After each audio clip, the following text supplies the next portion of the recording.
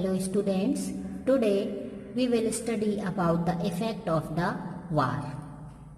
In the previous video we had studied that after the First World War the Germany defeated and the Versailles Treaty were held. Now the effect of the war. The war had a devastating impact on the entire continent, both psychologically and financially. The Republic carried the burden of war, guilt and national humiliation, and was financially crippled by being forced to pay compensation. They were mockingly called the November criminals. The First World War left a deep imprint on European society and polity.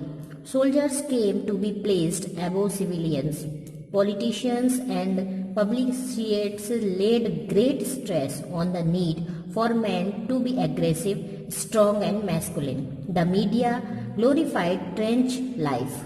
The truth, however, was the soldiers lived miserable lives in these trenches, trapped with rats feeding on corpses. They faced poisonous gas and enemy shelling and witnessed their ranks reduce rapidly. Democracy was indeed a young and fragile idea which could not survive the instabilities of the interwar Europe. जो वार हुई थी first world war, उसके बाद Germany की हार हुई और इसका बहुत ही साइकोलॉजिकली भी और फाइनेंशियल भी बहुत ही बुरा इम्पैक्ट पड़ा.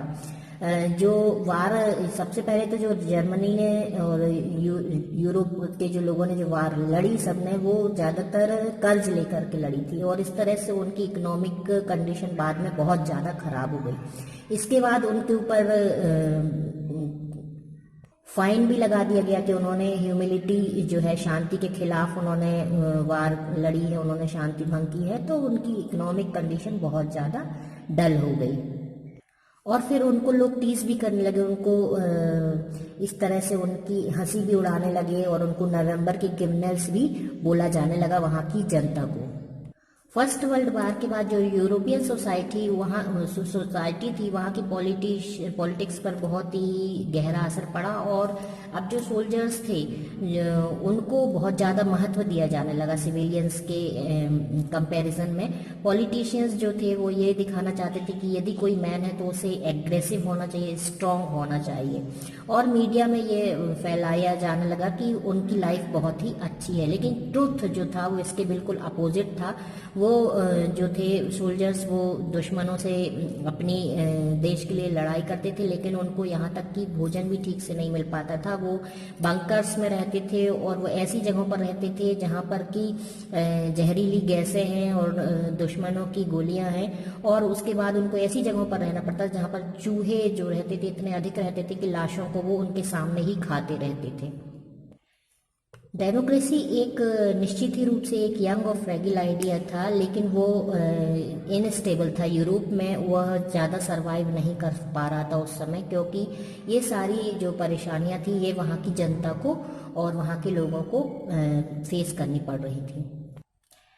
The political radicalism and economic crisis. Political radicalization was only heightened by the economic crisis of 1923. Germany had fought the war largely on loans and had to pay war reparations in gold. This depleted gold reserves at the time resources were scarce. In 1923, Germany refused to pay and the French occupied its leading industrial areas, Ruhr, to claim their coal. Germany retaliated and passive resistance and printed paper currency recklessly. With too much printed money in circulation, the value of the German mark fell. In April, the US dollar was equal to 24,000 marks, which was rise 98,860,000 marks by December, and the figure had run into the trillion. The American intervened and bailed Germany out of the crisis by introducing the Devas Plan, which reworked the terms of reparation to ease and financial burden on Germans. अब जो Germany थी वो लगातार उसकी economic condition डल होती जा रही थी। 1923 तक उसने जो उसके ऊपर चार्ज लगाया गया था उसको उसने चुकाया गोल्ड के रूप में, और वैसे ही उसकी फाइनेंशियल कंडीशन पहले से ही खराब थी। उसके बाद 1923 में उन्होंने मना कर दिया कि हम अब कोई भी फाइन नहीं देंगे, और जब जर्मनी ने रिफ्यूज कर दिया फाइन देने के लिए तो फ्रेंच ने उसका जो इंडस्ट्रियल एरिया था रूअर उस पर कब्जा कर लिया, और जो कि कोल प्रोडक्शन का बहुत बड़ा एरिया था। जर्मनी को इससे बहुत ज़्यादा गुस्सा आया और फिर उसने बहुत बड़ी मात्रा में पेपर करेंसी को प्रिंट कर दिया, और बहुत ज़्यादा बड़ी मात्रा में पेपर करेंसी प्रिंट करने के कारण क्या हुआ कि जो मनी की वैल्यू थी वो घट गई, और मनी की वैल्यू घटने के कारण जो जर्मनी का जो करेंसी है मार्क वह गिर गई। यहाँ तक कि उन्हें छोटी छोटी सी चीज़ों के लिए भी बहुत बड़ी संख्या में रुपए पे करने पड़ते थे। और अप्रैल में जो कि यूएस डॉलर में 24,000 मार्क्स था इक्वल, वो दिसंबर में जाके 98,860,000 हो गया। तो बहुत ज़्यादा जो जर्मनी की करेंसी उसका था बहुत फाल हो गया, और अमेरिका ने फिर इसमें इंटरफियर किया और उसने जर्मनी को इस क्राइसिस से उबारने के लिए देवास प्लान बनाया। इसने कुछ समय के लिए वर्क किया और जर्मनी के बर्डन को कुछ कम किया। जर्मन्स के लोगों की फाइनेंशियल कंडीशन कुछ हद तक लेवल में आई। The years of depression. The years between 1924 and 1928 saw some stability. USA, when the Wall Street Exchange crashed in 1929, fearing a fall in prices, people made frantic efforts to sell their shares. Factories shut down, export fell, farmers were badly hit, and speculators withdrew their money from the market. The economic crisis created deep anxieties and fears in people. The middle class, especially salarized employees and pensioners, saw their savings diminish when the currency lost its value.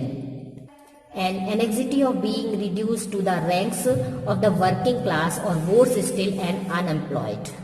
अब America के interference से 1924 से 1928 तक की stability German की स्थिति कुछ stable हुई, लेकिन उसके बाद यूएसए में खुद वॉल स्ट्रीट एक्सचेंज आ गया, शेयर मार्केट गिर गया, और शेयर मार्केट जैसे ही 1929 में गिरा तो प्राइजेस जो थे वो फिर से गिर गए और लोगों की स्थिति फिर से खराब हो गई, और जर्मनी की तो और भी ज़्यादा बदतर हो गई।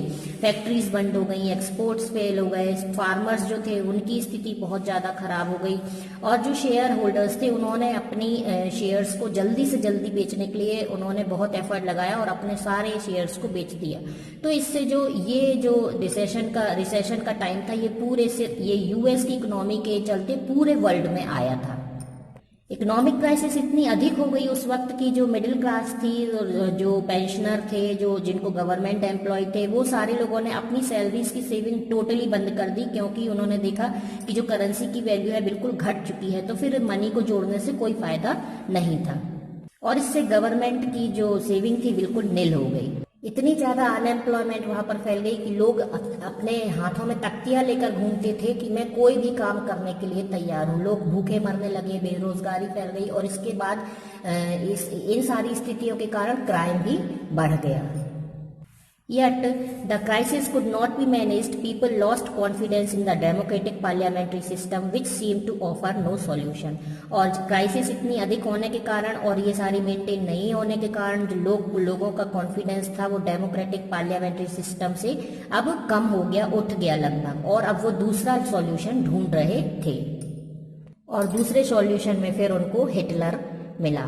तो उसके बारे में हम नेक्स्ट वीडियो में पढ़ेंगे।